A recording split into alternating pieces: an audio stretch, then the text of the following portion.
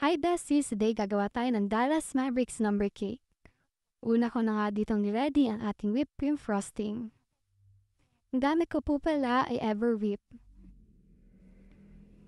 Nilagyan ko lang siya ng powdered sugar for more stability and para mas lalong sumarap ang ating frosting.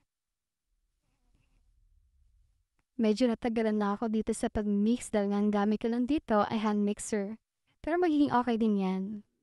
O diba, nag-volumize na siya? Ngayon, ilalagay na natin siya sa ating piping bag.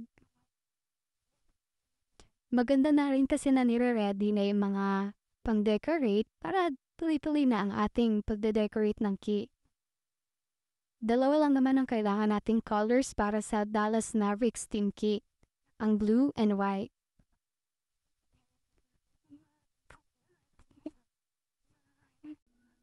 Next na natin ang blue. Konti nga lang ang ginamit kong icing para sa blue since pang toppings lang naman siya. And para madali din siya kulayan. Unang ginamit ko ay liquid food coloring. Kasi akala ko kaya na siyang mag-darken since konti lang naman ang ating whipped cream frosting. Pero hindi pa rin siya kinaya kaya mamaya gagamit tayo ng Chef Master. Ayan, at ginamitan na natin siya ng Chef Master Blue. Yan, medyo dahan-dahan lang po tayo sa paglalagay. Alam naman natin na pag nasobrahan tayo, ay papait ang ating icing.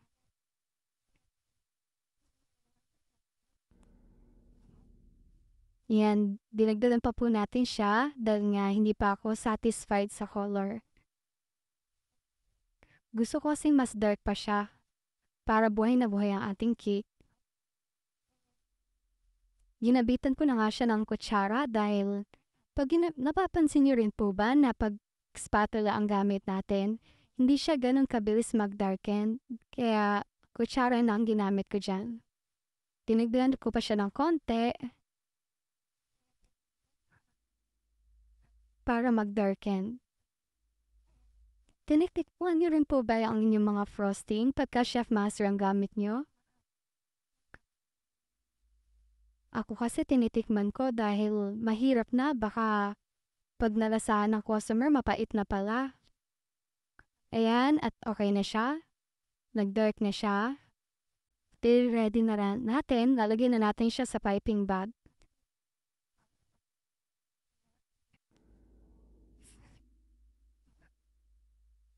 Okay, ready na ang ating mga pang-frosting. I-next na natin ang ating number cake. Dito nga ay nag-DIY lang ako dahil wala akong number cake na silicone mold. Madali lang din naman siyang gawin, yun nga lang marami tayong cake trimmings. Ganyan lang po ang pagkakat para sa number 3 na number cake. Ang pagandahan lang sa number cake na silicone mold, saktong-sakto yung sukat and then walang nasasayang na cake dahil hindi mo nga kailangan na mag-trim ng cake. Pero okay lang din naman kasi yung mga cake trimmings naman ay kinakain ng aking mga anak. Minsan ginagawa ko rin siyang cake balls. Ayan, at itransfer natin siya sa ating cake board. Ayan nga masyado, naging ano na siya, halos 12 inches instead of 10. Pero okay lang din naman. Nilagyan ko rin siya ng ating fudge it caramel filling. Inuntian ko lang dahil nga since naked ang ating cake, baka kasi makita siya dun sa mga sidings. Hindi ko na siya dapat lalagyan pero naisipan ko lagyan para mas lalong sumarap ang ating cake.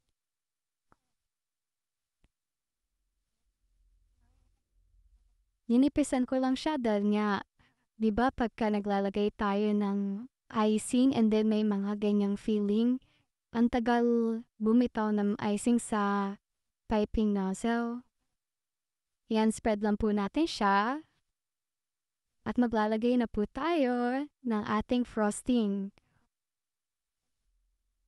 Ang gamit ko po pala dito ay yung round na piping nozzle tip. Dahan-dahan lang ang paglalagay ko para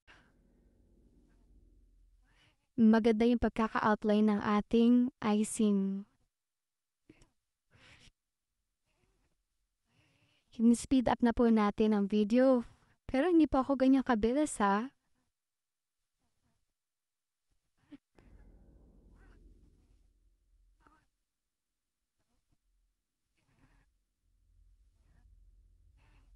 Ayan.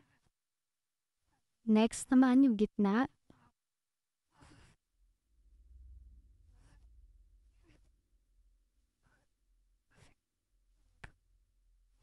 Medyo nahihirapan nga po ako dyan dahil panay ang ikot ng ating cake turntable.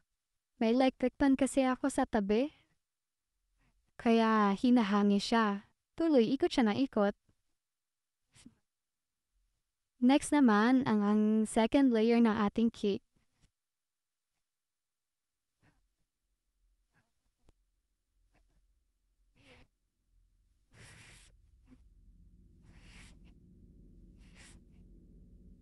And then, frosting ulit.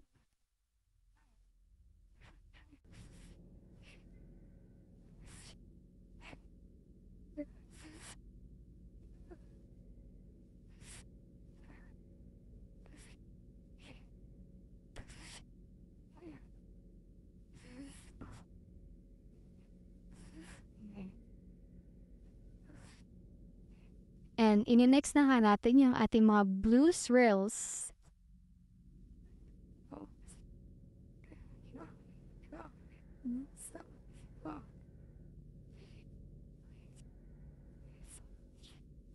Guys.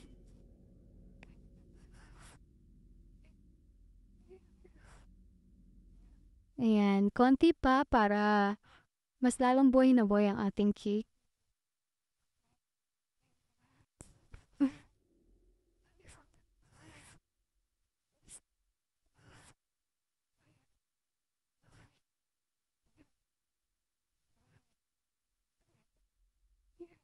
Ayan, nilagyan ko na rin siya ng grudges para pampadagdag kinam. And para mas lalong gumanda ang ating cake.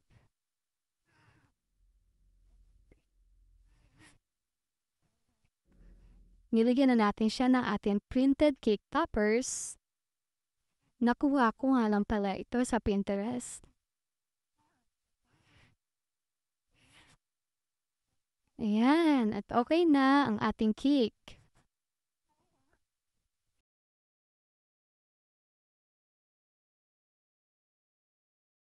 Final output. Happy 3 months, Rahateo! Thank you for watching mga besties!